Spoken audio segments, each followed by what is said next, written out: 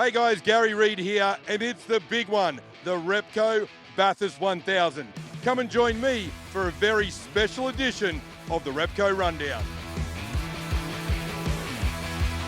So, one of the first things you see when you do walk into the Repco Bathurst 1000 is this. It is the famous bus stop. We have tagged it the Jim Richards That Line bus stop.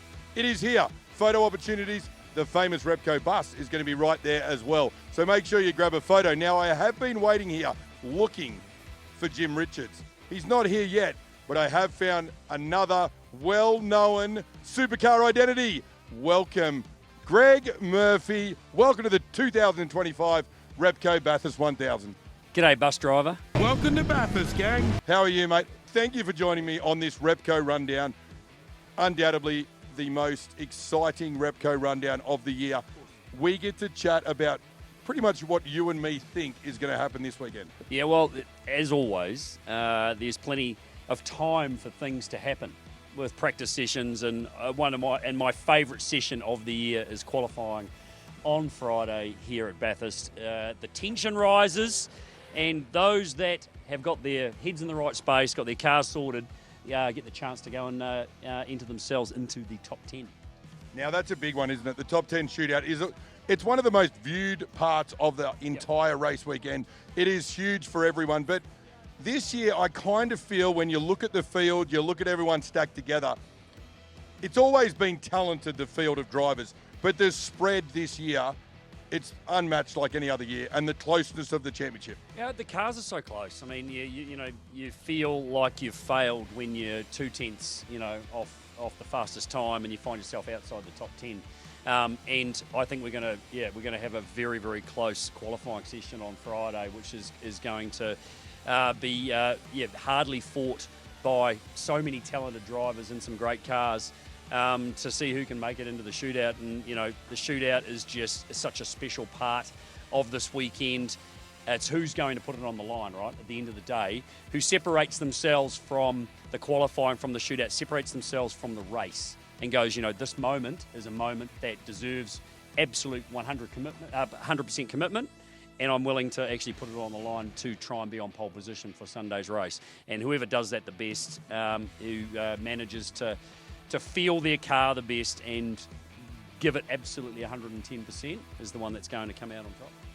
Definitely. Now, I've got to ask, obviously, like you said, the famous lap of the gods, you put it on pole. Everyone... I didn't say that. I said the famous lap of the gods.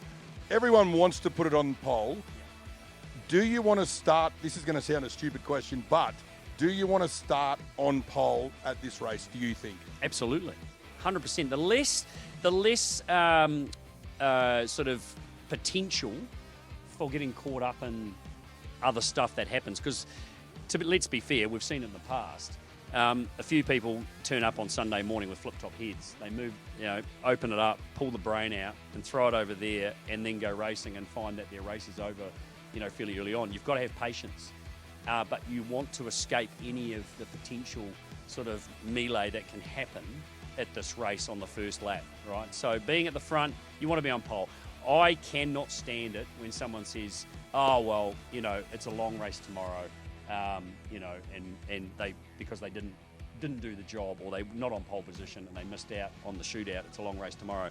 That's a terrible line. You want to be on pole position. That's such a significant part of this race is proving yourself, making statements, and being on pole, doing a lap in the shootout that blows everyone's mind is such an important part of this game, and we all want to do that. Everyone wants to do that.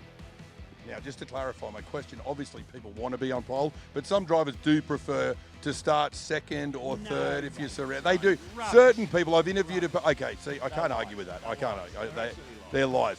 You want to win the top 10 shootout. You want to be on pole. Yeah. And you want to win and you want to win the bloody race. Yeah. That's what we're going with. That's pretty much it. And you know what? Leading Leading across the mountain for the first time, that is pretty special. What a feeling.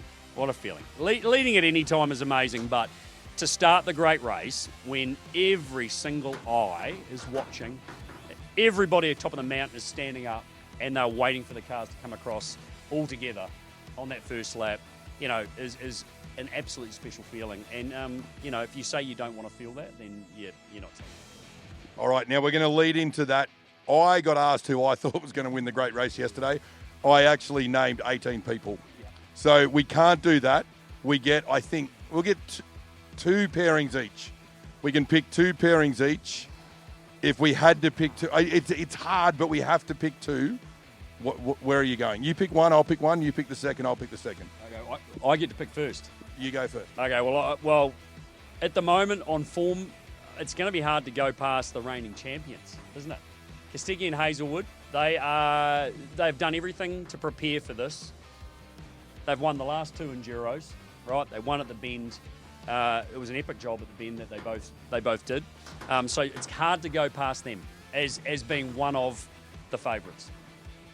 See, this is hard. No, you did seal that off me, and we had a thing off camera that we can't pick the same person. So that's one. I'm going to pick a team. You can never rule out Triple Eight at this place.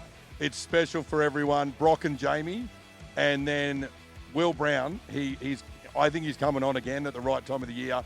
And Scotty Pye, he wants to win Bathurst bad. So you just picked two. You said you weren't allowed to. I picked Triple Eight. Okay, Triple Eight. So we got Brody and Todd, and I've picked Triple Eight. Triple Eight as a whole. As a whole. Oh my God. As a whole. What, are you going to get another pick?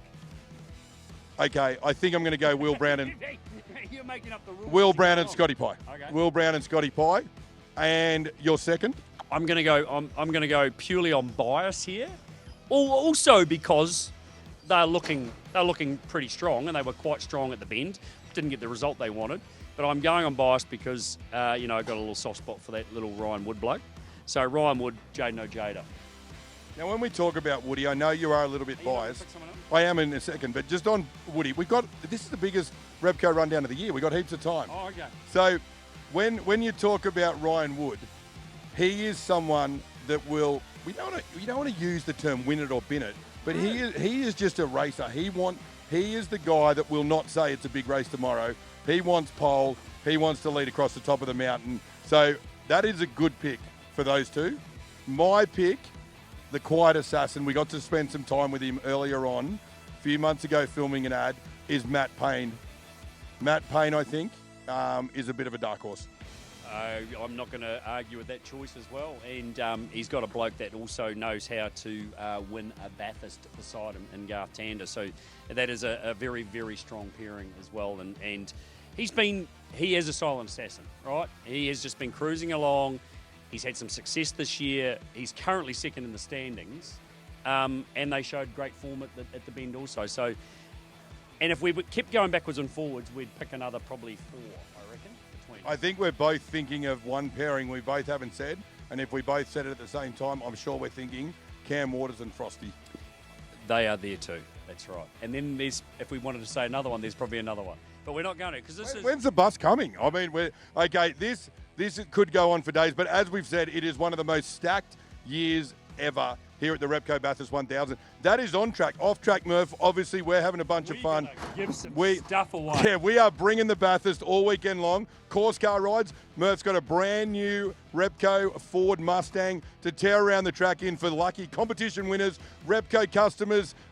We're just going to give meat trays. We've got everything going on. So, folks, if you're here, if you're not here, enjoy it on TV. But if you are here, get down here. See me and Murph. We might be at the bus stop. We could be at the top of the mountain. We could be on track. But this is the Repco Rundown with Greg Murphy and Gary Reid. And you're not a pack of arseholes. Not a pack of arseholes.